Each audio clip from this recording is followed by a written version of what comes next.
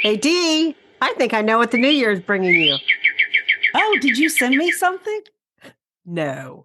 But I know you. You're going to sow seeds for flowers, so you'll get flowers in the new year. I bet you will too. And you know what else? I bet we'll both sow seeds for vegetables to get delicious food. As you sow, so you will reap. Haven't I heard that somewhere before? You have Galatians 6:7 is where you heard that. Now, shall I sow the seeds of another great podcast episode? Do it. Welcome to the Garden Angelist, where we talk about flowers, veggies, and all the best dirt. I'm Carol Michael from Indianapolis, Indiana, where I have a suburban garden measured in square feet. It's about a third of an acre. And I'm Dee Nash from Guthrie, Oklahoma, where I garden an acre and a half out of 7.5 acres out in the country.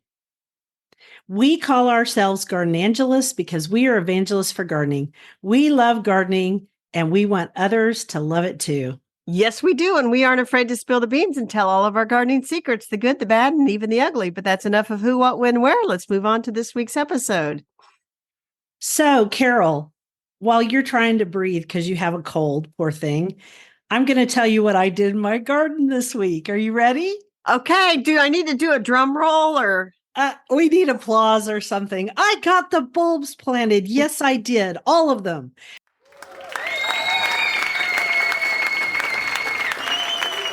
That is awesome. That is awesome. And I also cleaned out a bit of the kitchen border to do so. I kept stuff watered indoors and in the greenhouse. And by the way, I love my insect shield pants.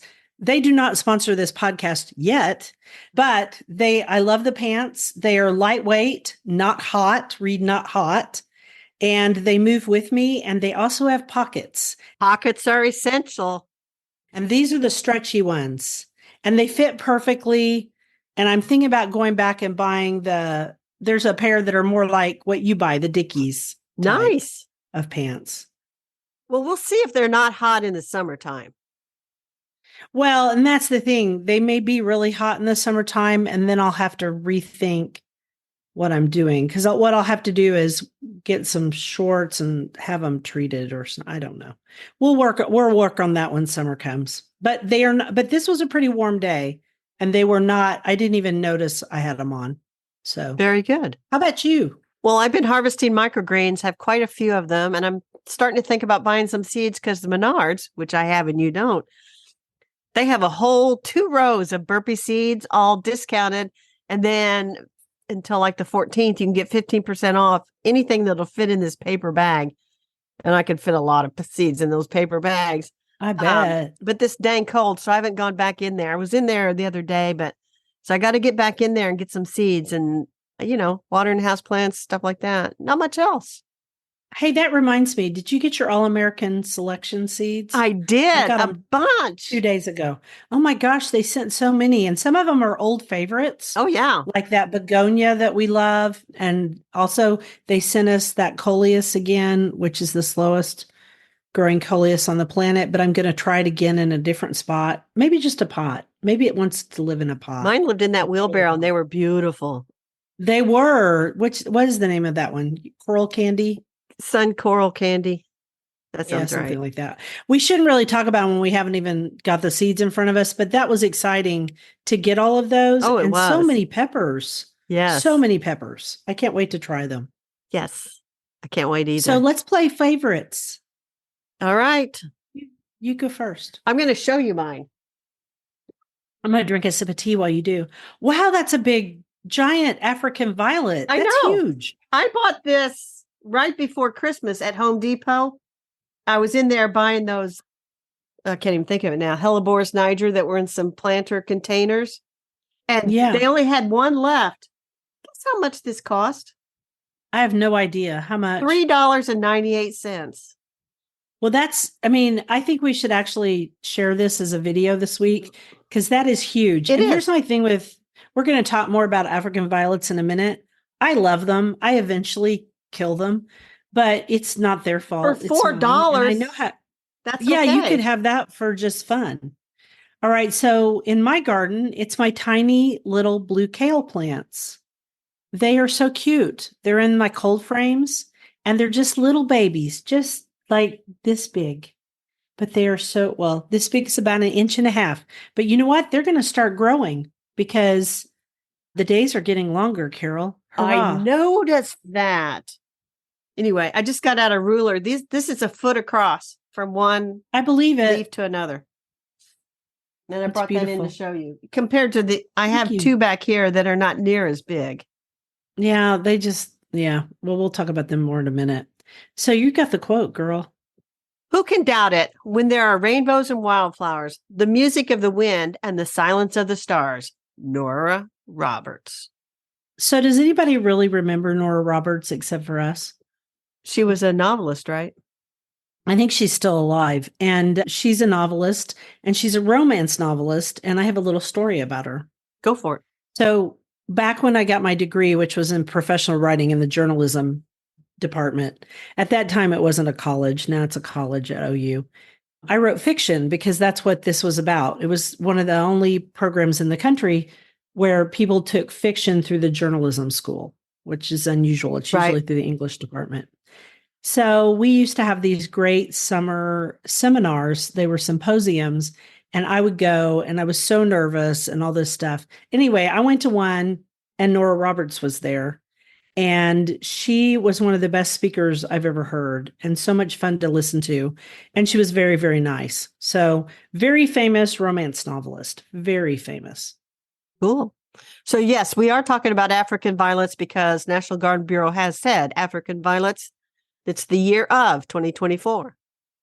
I wonder what section they're under. Are they under tropicals or are they under annuals? Houseplants. Or are they under perennials? Houseplants. Oh, of course, houseplants. Duh. I got to answer all the tough questions.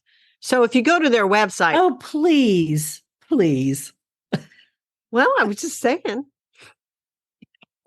So what's interesting here is they were discovered in 1892 by a guy named Walter von St. Paul Hilaire, and that's where they get the name St. Paulia ionantha, in Kenya and Tanzania in Africa. Tanzania. I knew I'd said that wrong. In the fall of 1892, which is when my grandmother was born in 1892. And now I'll always remember that that's when African violets were discovered because she always had a few African violets on this cabinet that was over by the So did mine window. because they were cool and trendy in their time period. Now they're stodgy, but a lot of us love them. Well, yeah, a lot of breeding has been done, and they talked about the German breeder, the Holtkamp family in Germany has been breeding them since 1935. And I'll tell you what, that's cool.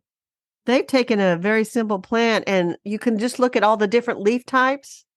Yeah, there's different leaf types now, different flower types, little rough leaf flowers. There's all kinds of stuff. They're cool. So I think that there are still African violet societies out there. I'm sure there are.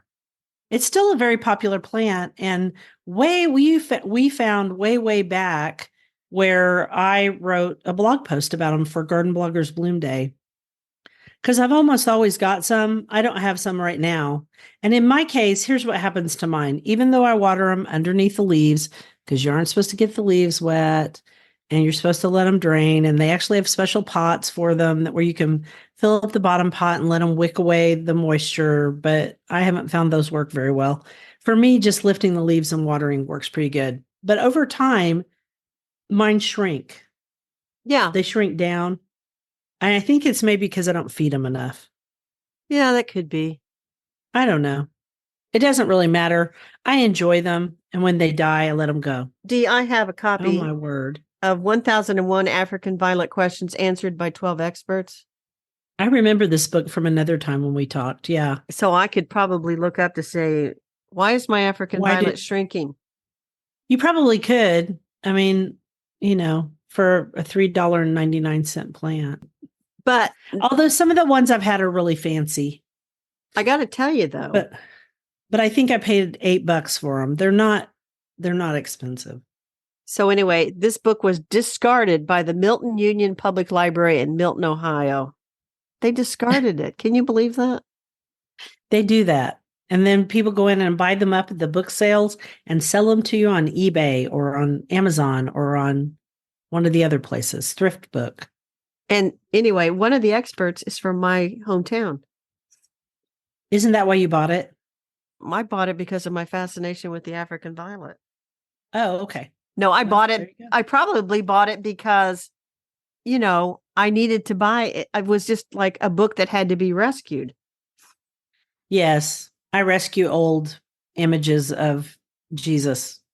That's what Anyway, I do. And the Blessed Mother. I do both. I rescue those, but I've kind of given that up because I have too many. It looks a little bit overdone here. Betty Storr, Greenwood, Indiana, specialist in home growing and exhibiting at the National Convention in 1957. Her 33 entries won 32 ribbons. You know what? She's impressive. I wish we had known her. Well, I had put a show note out there that said, ask me why fishing reminds me of African violets. I saw that. Why? Because my dad, we would beg, take us fishing, Dad, take us fishing, Dad. And he would take us out east of Greenwood, which is where she's from, to some place owned by a patient of his. And Cool. who'd let us fish in their pond. We'd go by this house and there was a sign outside that said African violets for sale. It was her, wasn't it? I'm assuming so. But there I mean, is who else could it be? the African Violet Society does exist. Of course it does. And Dee, you have time to join and go to the national convention in Tempe, Arizona. Yeah, I've got time for that, Carol. You can join they have their goal for entries for their awards show is 500 entries. And so you can, I don't know if you were in like Oklahoma or Indianapolis and you were trying to get your perfect African violet out to Tempe, Arizona unscathed, but I'm good. I'm good. Anyway, it's April 21st through the 28th. And we kind of make fun, but I'll tell you what, we should give all the credit to these people that love their African violets because it's thanks to them that there is so much variety and so many options out there. And why it's possible to walk into Home Depot and buy a beautiful plant in bloom for $3.98. That's true because they help keep the genetics alive. And if there's no market for something, it goes away. And that's just the way it is. And I'll tell you what, I bet you some of the ones that are on the National Garden Bureau website are pretty pricey if you really got into it. Sure. There's some on here that's like, I bet some of the Geneva Edge, which has a white or silver trim on the petal edge. I mean, it's really kind of dangerous for you and I to spend too much time talking about African violets. That's why I'm not going over there. I'm not looking at that link because I let you look at it and I'm just commenting because I do not need any more houseplants. Did I tell you that I almost killed all of my pelargoniums last summer? No, you didn't tell me. Including my one that was a topiary. Of course I did. Yes, because I decided to cut them back at the wrong time of the year and it got too hot and then they all rotted. But I've got like 5 left. My greenhouse is rather empty this winter because of me. It happens. This would be the bad and the ugly because I do kill things sometimes. So African violets, despite their reputation, are actually quite easy to grow. So are pelargoniums. I know. Anyway, I have 2 African violets behind me that I already had. One of them was tiny because they do shrink on you. They do. But the one thing that I read when we talked about African violets one other time was they kind of get leggy and they sort of curve out of their pot. And you're supposed to just repot them and just bury them back in and they'll be fine. Yeah, because I think they kind of heave themselves out the same way heucheras do outside. Well, I wouldn't call it heaving. It's just like that. It grows from that center point out. Well, heaving is not a technical term, so I can say that if I want. You can say whatever you want, Dee. It's our podcast. That's right. So anyway, it's kind of nice. You're the African violet, and I am not opposed, and I'm actually in favor of if you see one that's pretty and it's like $4, get it. Enjoy it. If you see one that's pretty and it's $10, I mean, Good grief. What else flowers in the winter? Not Mhm. too many things. No, not too many things. And it reminds me, reminds you of your grandparents and, simpler times, Reminds me of my granny. simpler She had them all the times. time. That's, you can just sort of set up a little tea stand with a doily on it and an Mhm. African violet and maybe a pretty little lamp and a cup of tea and a Yeah, you book, need a hanging basket too of something in the corner. a book. Perhaps Swedish ivy. Yeah, a book by D.E. Stevenson or somebody else that wrote it in the 30s, 40s, maybe an Agatha Christie mystery. And you have recreated a little spot that's just like grandma had. Well, now see, I'm all nostalgic. I wish I could talk to my granny because Granny Margaret had African violets and hers never shrunk. Well, Never. I don't remember. In fact, she would get new ones. I mean, she would grow them so well that she made babies with them. Well, one last memory of African violets for me is years ago at the Indiana Flower and Patio Show. And I'm talking like the late 70s, early 80s. So when I say years ago, I mean years ago. The African Violet Society, the local one, they had a huge booth and they would sell African violets like nobody's business. And all the women were wearing smocks with like African violet flowers on them, and they were wearing That's what the daylily people do too. aprons and We have special stuff. And you shirts. could just, they Yeah. just had tons of African violets for sale. Now they are long gone from the Flower and Patio Show. But, Well, members get old and the only, away. I have one beef against African violets. What's that? Well, when I search for information on violets, I always have to weed out the African violet because I'm not looking for those. I'm looking for my violets. Right. So that's my only beef is they get in the way of my searches sometimes. Well, that's not much of a beef, let's No, be honest. it's not. All right, do a quote and let's talk about vegetables. Occasionally, people have asked me, what have you done with your life? I made a garden. David Culp, he's the author of The Layered Garden. And actually, I pulled this from his other book, which was about his garden month by month. Nice, nice man. Liked him a lot. Very nice man. Yes, one of the kindest. He's gruff, but he's super kind. And his partner's really kind too, Michael. They're both nice people. Okay, so we're going to talk about something that is really going to get us in trouble. So we thought for our vegetable topic through, I don't know, until we run out of catalogs, we're going to do some seed catalog reviews. So this week, we are pulling up our 2 catalogs that we've gotten in the mail, Select Seeds and Johnny's Selected Seeds. We're going to talk about each catalog and then get ourselves in trouble. So first up, let's talk about Select Seeds. Okay, so what we were going to say is, what are they known for? Flowers. How is the flowers and unusual plants. How the catalog is organized. Alphabetically. Well, I'd say alphabetically. Is it by genus? Well, I don't know if it's alphabetical or not. I just this made one that isn't up. alphabetical. It isn't alphabetical. It starts out with native plants, and a lot of catalogs this year are because native plants are hot right now. Well, they have new plants, new favorites for 2024. I almost said 2014. Yeah, and so maybe that's part of it. Guess what I went right to? What? The dang scented geraniums, which are what I killed. So they have a lot of them, so I might have to replace some of mine. I'll pass on by that. You have had to remove so much from your life. Did I give thee permission to buy as many scented geraniums as you would like because you're not allergic to them. Thank you. I'm not at all. Okay, so here's the deal. Select Seeds is known for unusual plants and unusual seeds, and they're really good at it. And what I like about them, it's where I found Verbena bonariensis Bampton, which I saw in England. And first I bought the seeds from them. And when the seeds wouldn't germinate for me because they've got very specialized conditions, then I went back and bought the plants. And I bought 3 plants, and they are pricey. I won't say that this is a cheap catalog. It is not at all a cheap catalog, but they pack those plants really, really well. So that's what I like about them. And they also pack their seeds really well. And I also like that they're a very personable group of people. They're very nice to deal with. Yes. And right now I turned to page 12, which has oregano, Barbara Tingy. And it's one of those fancy oreganos, flowering oreganos. Uh-huh. And this one's particularly pretty. And then they also have Bristol Cross. So they get a lot of seeds and a lot of plants that are out of England, which you can't find here very well. And since Chilton, is it Chilton? I think so. That doesn't Chiltern. sound right. Chiltern. Chilterns. Since they quit shipping to the US, this is a good source for unusual things, Well, the other thing that I some like of which are about from them England.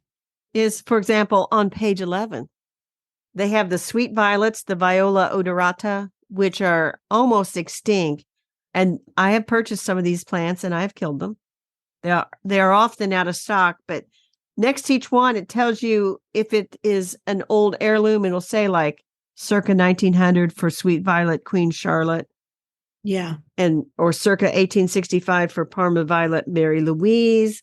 Carol, don't order those. Don't order those. Don't order those. The same thing with the geraniums, which are pelargoniums. You know what? I'm going to order those. Listed, I knew you were, listed in 1871 American Garden Catalog. So they have a lot of really cool, unusual things. And I love them. I will say this. Okay, on page 17, Tobacco Cranberry Isles, which is a Nicotiana or Nicotiana, depending upon how you pronounce it. Uh-huh. Cranberry Isles is ugly, so don't buy it. I'm just letting you know now. Wait. It's ugly. I grew it last year. It's one of the ugliest Nicotianas I ever grew. Well, aren't we It was opinionated? brown. It wasn't cranberry. It was brown. Aren't we You're better off to get a opinionated? white one.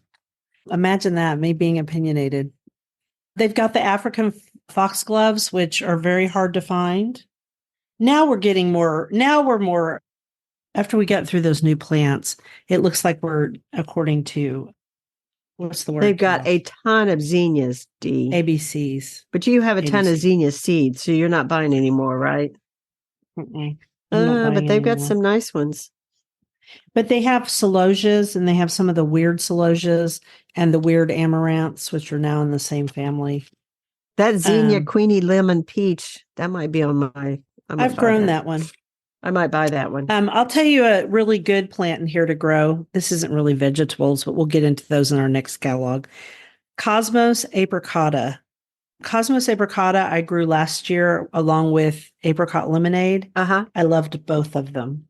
They were both fabulous. Well, I'm on the too. verbena page, and they have the verbena bonariensis vanity, which is a tender perennial, it says. Oh, yeah. So I did get I think National Garden Bureau, I think they sent me some more seeds, which is good because I really liked having that out by my mailbox, and I left it there wondering if it would overwinter, and it's been so mild that there's a chance, but maybe not. I doubt it, but maybe it receded. Okay, so that brings me to something that Beth Teal, who's one of our listeners out of Tulsa, texted me or messaged me on Instagram. And I want to say to Beth, because she listens every week, they have your verbenas in here. So she wanted us to talk a little bit about Verbena bonariensis, and I said we would. But quickly, while you're buying seeds or plants, Beth, they have Verbena vanity, which is the short one. Isn't it short? Or no, vanity's not short. It was not short. It was almost 3 foot tall. It's 2.5 feet. So what's the dwarf vanity? Is it lollipop? Lollipop is 1 to 2 feet. Yeah, so it's shorter. So here's Verbena lollipop, and then beautiful Verbena Bampton, which was the plant that everyone on my garden tour took my labels. Not everyone. Some people took my labels out of that pot and set them on the table because they didn't know what it was. Oh. So I always put my labels in the back.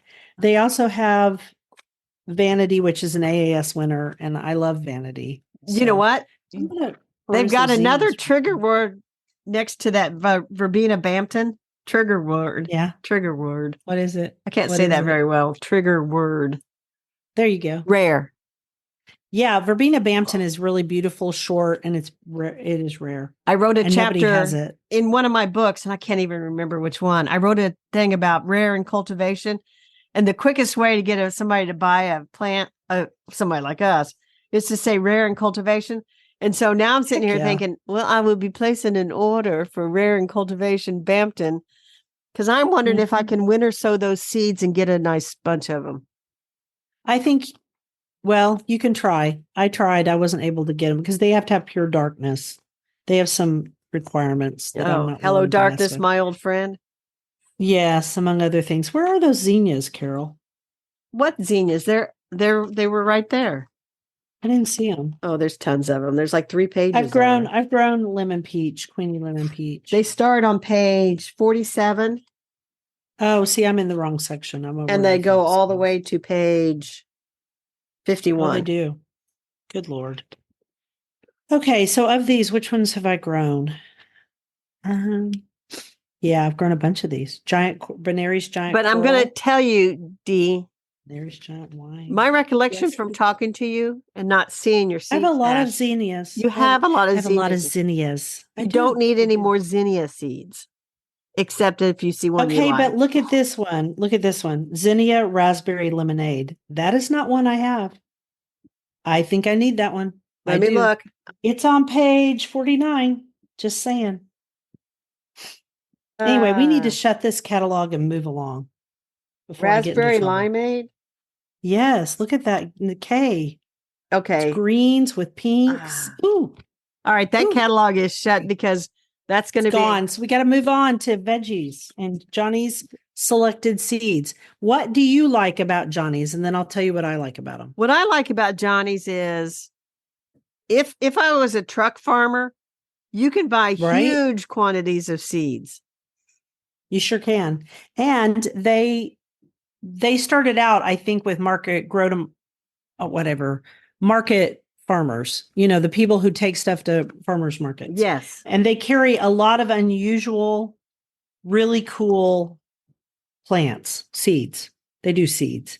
Anyway, so many seeds. And it's a little bit like going and looking at Baker Creek, except for it's nobody take this the wrong way because I love Baker Creek, but this one's really professional. And not that Baker Creek isn't, but it's a little different. It's more homespun. Yeah. This is more the way they write about the different vegetables and stuff. There's not as much. It's not romantic. It's just your basics. But I'll tell you what, dang, Dee, they got so many microgreen varieties. I got so many microgreen seeds, but I might have to get some more. Here's the other thing I really like about them. Their germination rate is really good. Yes, that's important. No matter what you do, and they sell some pelleted seeds and some non-pelleted seeds. They sell organic seeds, not just regular seeds. They sell it all. And if you want a particular variety of corn, like Glass Gem, they'll tell you who the breeder was or the selector. They tell you which cucumbers are better for pickling, which ones have the highest harvest, which ones are quick harvest in case you're trying to get a quick one in.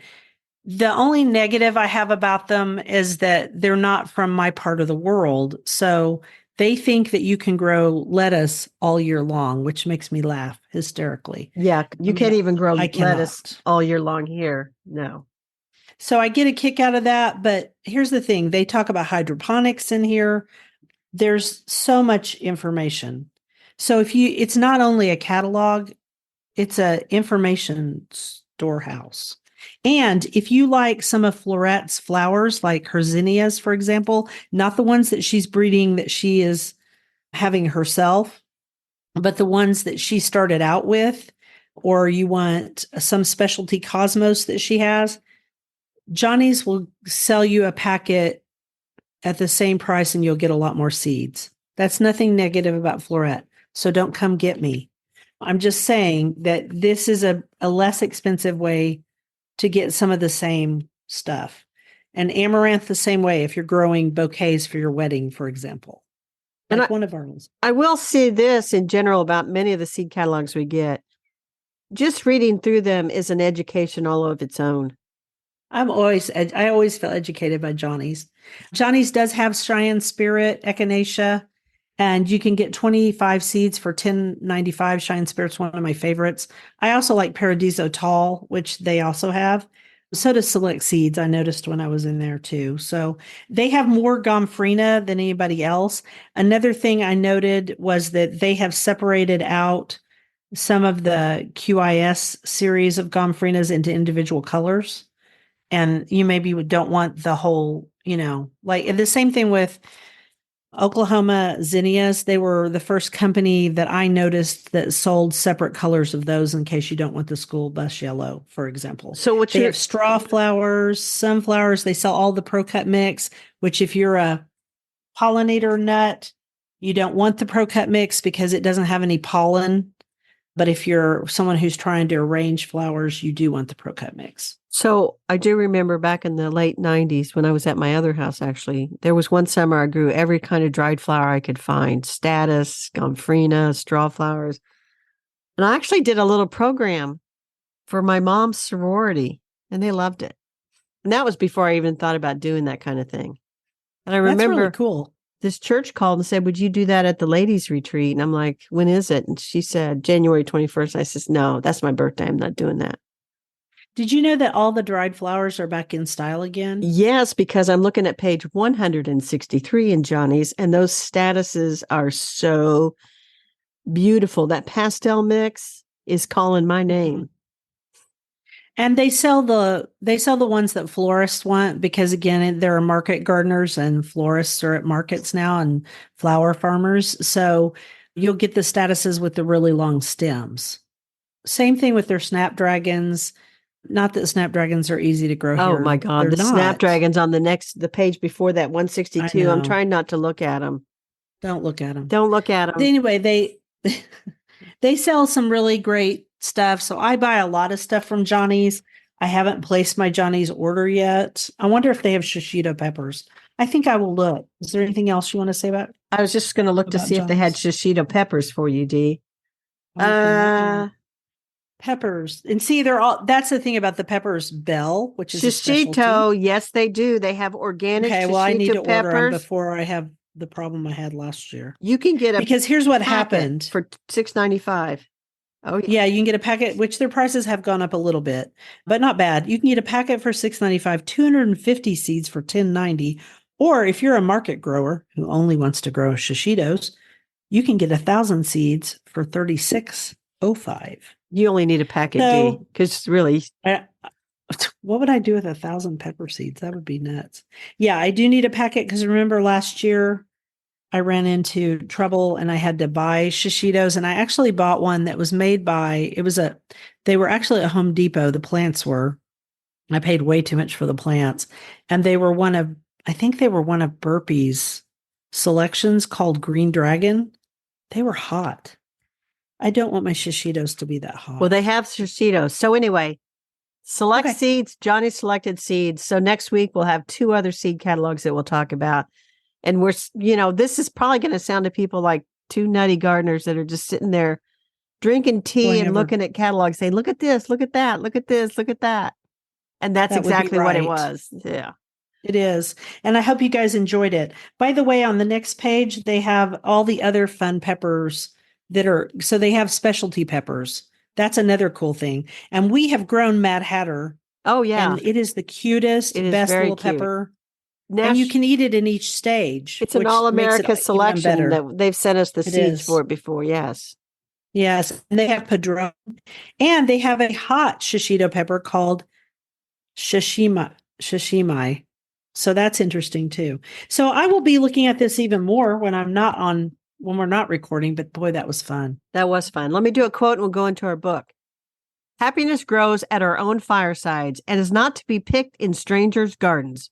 And that is Douglas William Gerald, born January 3rd, 1803, died June 8th, 1857. He was an English dramatist and writer, and supposedly Charles Dickens himself was one of the pallbearers at his funeral.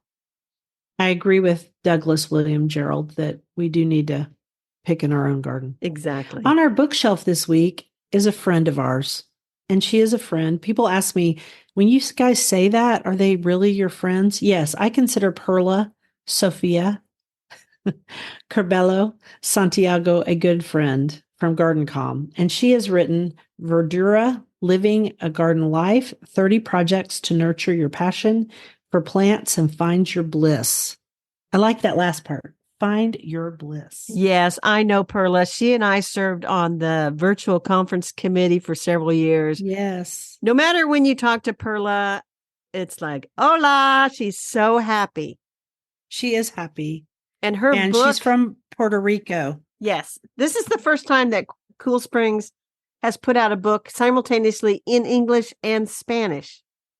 Which makes sense because she does her Instagram videos in both English and Spanish. Sometimes they're in Spanish and sometimes they're in English. And I just I just think she's a lovely, lovely person and very upbeat.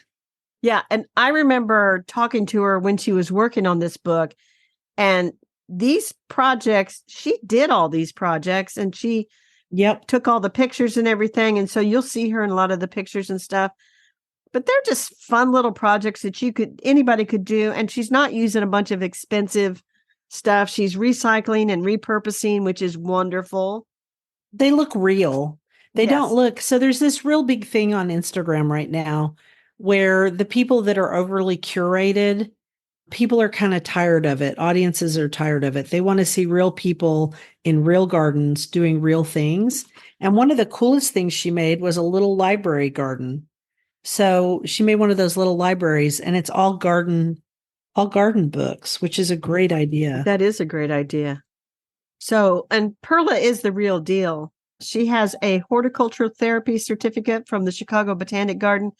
And I remember when she got that or was doing that. I do too. She's been honored by the American Horticultural Society with the B.Y. Morrison Communication Award. I mean, she just is so enthusiastic about gardening and communicating about gardening, and can't say enough nice things about Perla and also her lovely book. So I'm on page 72, 73, and she created a barefoot garden. And this barefoot garden is different from what people usually talk about, where people talk about grounding and all that kind of stuff. She didn't have a space where she could create a creeping thyme lawn. So she put it in a great big pot, a really attractive pot that's dark gray. And then she put a dark gray stepping stone in it. And she goes and puts her feet on it so that she can, sit there and relax and the scent comes up. I think that's a really ingenious way to do that. So if you had like a patio, Uh-huh. and you didn't have somewhere where didn't have grass, which most people in Oklahoma have grass unless you live in an apartment. But say you live in an apartment and you have a balcony, this would be perfect for you. Yes.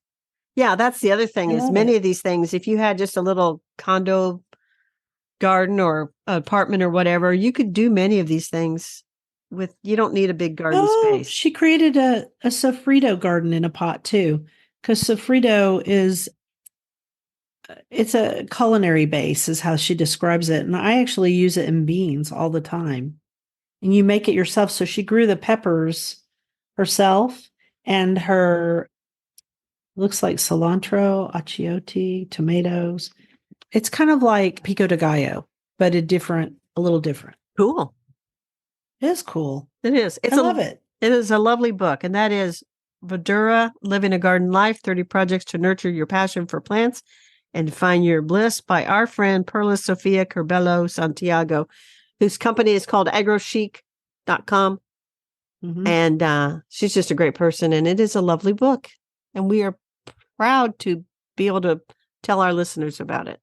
Yeah, when Cool Springs contacted us, we were like, "Oh yeah, we would love to." Yeah, we know Perla. We love Perla. Yeah, send us Perla's book. It's beautiful, and congratulations to Perla. I know. Yes, she's worked hard on it. The first time I met Perla was when we went to the Buffalo Garden Conference in 2017. I'm going to say, and it was a long time ago. They had writing class the day before that I signed up for, and Perla was in the class. I think that was the first time she came to a garden com, and she was just a delight in the class, and we got to know her more. And so she comes to every conference. She's just a lovely person. Would you like me to do the next quote? Yes, please. Hope begins in the dark, the stubborn hope that if you just show up and try to do the right thing, the dawn will come. You wait and watch and work. You don't give up. Anne Lamott. Anne Lamott is a writer and she writes about all kinds of topics. I first read her because at the time I was a legal assistant. I was pregnant with Brennan. He just turned 28 2 days ago. And my boss, Kenny Merritt, who's a woman, she gave me her book on being pregnant. And it made me laugh so hard that I've loved her ever since. I read all of her books. She's really famous for one called Traveling Mercies. And she's a very interesting writer. And I thought that quote really, really resonated because it is dark right now. I thought her most famous work was Bird by Bird. It is her most famous work. And she gave me that book too, because I was a writer and she was a writer too. So shout out to Kenny, who still sends me Christmas cards. Very nice. So our dirt is that January the 10th, Wednesday, when this podcast comes out, National Houseplant Appreciation Day. Time to celebrate houseplants as if we needed a reason, right? Exactly. Thank God for houseplants. What are you going to do? What am I going to do to celebrate? Hey, maybe I'll do, if my amaryllis are still looking good, maybe I'll do a video. That would be fun. That would be fun. Or maybe I will go out and buy another African violet. You might do that. Yeah. Oh my gosh. There's a garden center. I don't know how many. It's like 5 miles from here. It's north. Then there's another one that's about 10 miles south. And I feel the need in January always to make a little trek over there to see if there's any plant that I need to buy. Oh, that happens to me all the time. I go to TLC and do the same thing. I just go and walk around their greenhouse just to give me, to be around some more plants because, yeah, they have a beautiful greenhouse. And they have a lot of plants right now, and they have a lot of succulents. They do. They all do. Okay. Are you ready to do the next quote? I am. An unhurried sense of time is in itself a form of wealth. And that's by Bonnie Friedman, author of Writing Past Dark, who also teaches writing at the University of North Texas. An unhurried sense of time. Okay, you do your rabbit hole first because I've talked a lot and mine's long. So my rabbit hole, I went down the rabbit hole of Josephine Noose again, and she wrote a book called The Country Garden. But she is always quoted this time of year without attribution about, people think that people think that gardening starts in the spring, but it starts in January with the dream. With the dream. And so I wrote a Substack article about her and stuck that out there. And then, honest to God, I really am doing it, Dee. So all those books I collected last year that are month by month. Yes. Every day I picked up a new one. And so Monday, let me go down through this. Monday, it was Jean Hersey, The Shape of a Year. No, I'm sorry. Monday was Josephine Noose, The Country Garden. I love that book, by the way. I've read it. Tuesday was Miss Reed's, I don't know, The Village Green or something. Read it. Great book. And I read her January. And then I read Jean Hersey's The Shape of a Year, her January. And then I read Cassandra Dance, Mrs. Green Thumb, her January. And then today, one of the books that Timber Press sent us to look at is called What We Sow by Jennifer Jewell. Yes. And I realized when looking at this book that it is also month by month. And that's a good way to read it because it is dense. That is a big, complicated book. So anyway, I thought it actually starts, I think it starts in, let me look to make sure I'm factual here. Does it start in the fall? A lot of these books do. It starts in October, but I thought, you know what? I'm going to skip my way all the way to January. And so I started reading it this morning and kind of ran out of time because we had to start the podcast. But the January chapter is called Seed Life Linking Us. And it's sort of like she has a diary. And then intermixed between it is information that just, like you said, just tons of information about seeds. And because Jennifer is a great researcher. Yeah, all kinds of research about seeds. But anyway, it kind of flips between diary and then research, diary, then research. And I thought, you know what? This is going on that pile. And so one day a month, I will pull this out and read that month. I will read it with you. Okay. That way. Well, because otherwise I can't read it. It is, she's a good researcher. And I think this will be really great. And she starts with the new moon and when the full moon is, which I love too. And so anyway, do you notice the moon a lot living in the city? Because out here it's huge. Well, the answer is yes, because on my watch it always tells me what the phase of the moon is. Okay. And I was also going to say about Jennifer, well, out here the moon is just huge and it's overwhelming sometimes because sometimes it's full and it's right outside my bedroom window at nighttime. Okay, so Jennifer Jewell, I also want to note that she is the creator and host of a national public radio program and it's a podcast too because it's done in both places. Right. And it's called Cultivating Place: Conversations on Natural History and the Human Impulse to Garden. So it's shortened to Cultivating Place. And she also wrote the book about women, which right now I need to look up because, yes, here it is. The Earth in Her Hands: 75 Extraordinary Women Working in the World of Plants, which came out in 2020 and was really, really good. It was really, really So good. I love that book. So I really wanted to read this book, and that's how we're going to read it this year. And the book is What We Sow: On the Personal, Ecological, and Cultural Significance of Seeds by Jennifer Jewell. So Yes. that's a So good way to read anyway, it. I think that I have enough month by month books that I can start a new one every day in January, and then I'll just carry them I think over it's to a great February. idea. But it's worked out so far, and kind of takes you, most of the writers so far have been in the New England area. So Jennifer's on the West Coast, which is a nice change. She's in California. And the which Miss is Reed one great. it's fiction, but it takes place in England. A lovely, Right, in a fictional town in England, which exactly. is fun. Your Fun to rabbit read. hole. Okay, so my rabbit hole, I want to say also, I'm getting a lot of questions on Instagram because I haven't been posting much. For one thing, it's winter. I just don't have much to say, although I may walk out my garden today and show it to you guys. A lot of people are worried about me. They want to know if I'm okay. Yes, I'm okay. I'm still having some reactions. And so I'll know more hopefully at the end of the month when I go to see an allergist in Tulsa who knows about alpha gal syndrome and what they call mast cell syndrome, which I hope I don't have.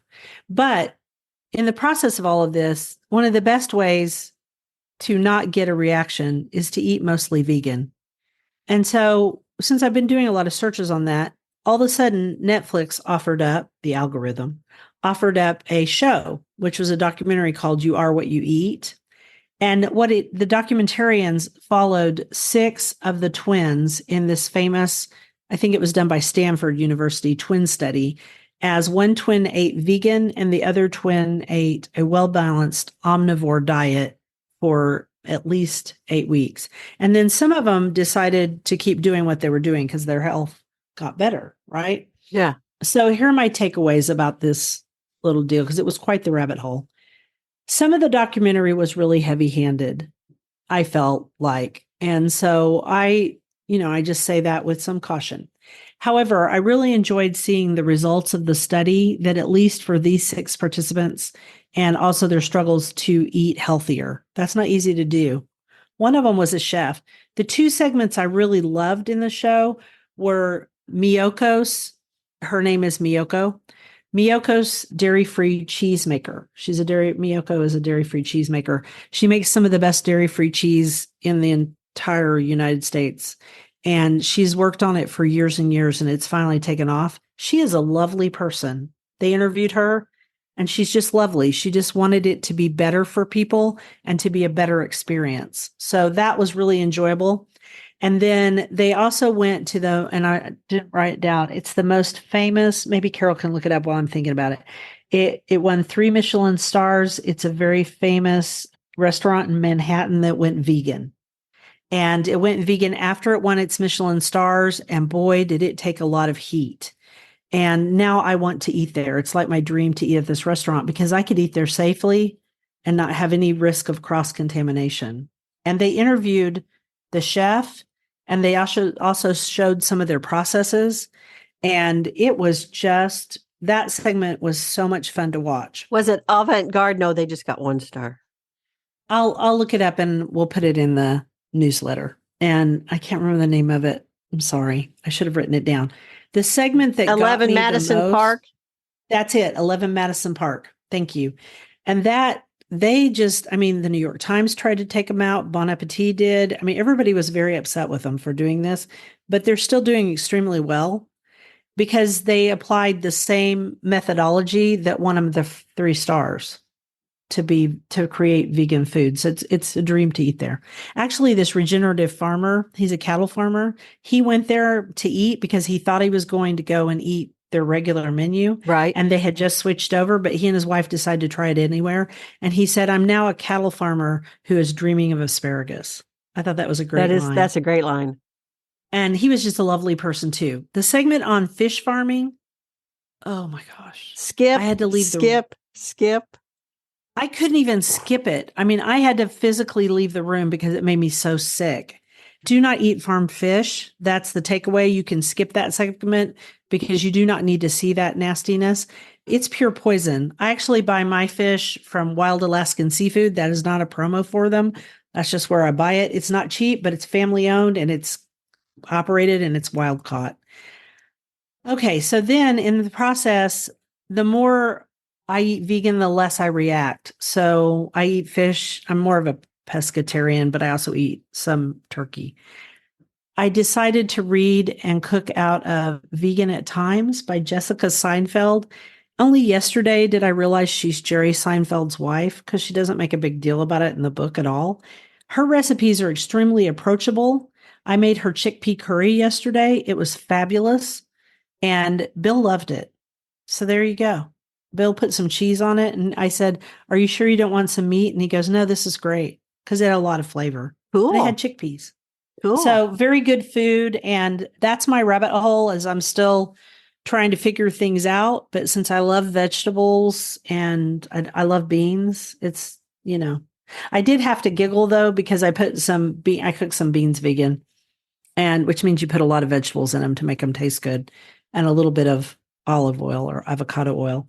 And a lady said, "Those are really good with pork." She messaged me and I got the giggles and I said, "Well, yes, they are. Yes, they are." A lot of people use smoked turkey legs and wings, but I haven't found any. So, and I don't care. I'm using the beans and other things, so it doesn't really matter. And with cornbread, who cares? Exactly. And Miyoko's butter. She also makes butter. And it's in my opinion, her oat milk butter, I know that sounds weird, but it's the best stuff ever. It's almost as good as real butter. Almost. All right. Well, let's do our garden commissions. So I'll go first. Go ahead. I'm going to get over my cold, organize my seeds, go to Menards, buy a bunch of seeds. Obviously, I'm going to order some seeds. And I had this big idea to grow seeds like it's 1970 and only grow varieties that were around in 1970. That's gone out the window, obviously. Yeah, because you got all those all-American selections and some of them are modern. And you said, "I like these plants. I'm going to grow them."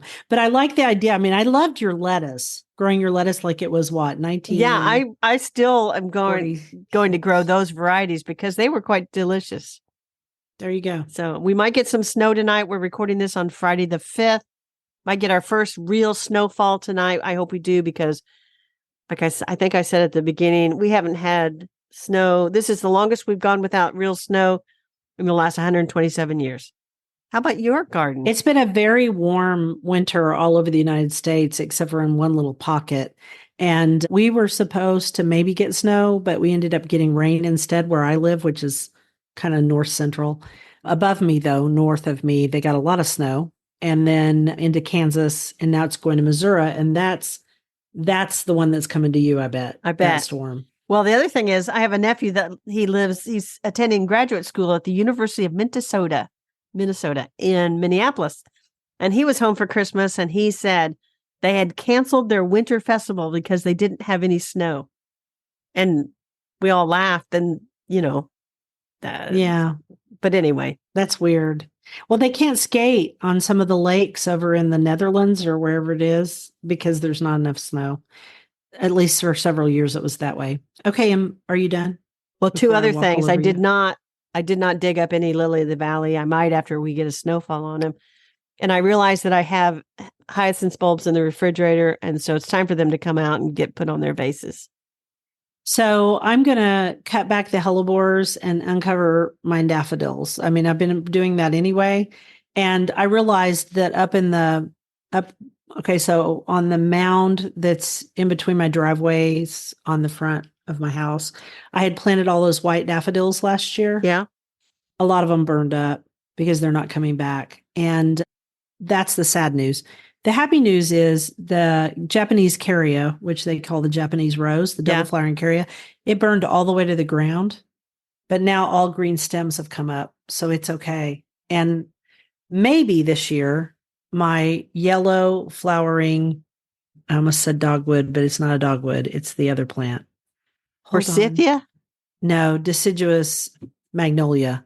I have 3 of them that I paid tremendous money for years ago, and they have never bloomed, although they've grown like champs for years, right? I think they were getting too much shade. The fire burned a lot of that shade down. So we're going to see if maybe I get some blooms this year. I've been checking their little stems to look, and I can't tell if those are blooms or if they're little leaves. We'll see. I have a And then, question so for you though. You what? have in your notes that you're uncovering your daffodils. I don't know what you're talking about, Dee. Oh, Uncovering. from like debris, Oh, like so even though my lawn person came in and blew away a bunch of my leaves, there's now more leaves falling because I have post oaks and they start to fall later. okay. So there's that. All right. And then also, I like to cut back around the daffodils, my perennials, so I can see the daffodils. And then I lay the sticks around them. Okay. Does that make It sense? does. It does. So we are supposed to get some bad weather this next week, but we'll see. All right. Well, So we'll I see. have a feeling this is going to set a new record for how long an episode this Oh is. my gosh, we talked forever. Sorry, guys. Thank you for listening to The Garden Angelist. I hope you've hit that subscribe button so you don't miss a single episode. We publish every week on Wednesdays at 12 a.m. Eastern Time. If you listen to Apple Podcasts, we love a 5-star review that helps us get noticed by others. Could you also share our podcast with your friends? Word of mouth is still the best way to get the word out there. And be sure and check out our show notes for links for more information about today's topics, plus links to our own websites. And subscribe to our Substack newsletter, The Garden Angelist at substack.com. Also linked to in our show notes. If you do, you'll get a link to listen to the podcast a whole day early. And if you want to help support us, use those affiliate links. If you buy something after clicking through on them, we earn a small commission and it costs you nothing. Or you can set up a monthly subscription through Buzzsprout or make a one-time donation through PayPal. Thank you to those who have done so. It was lovely to chat with all of you over the Garden Gate. Bye until next week. Bye, everybody.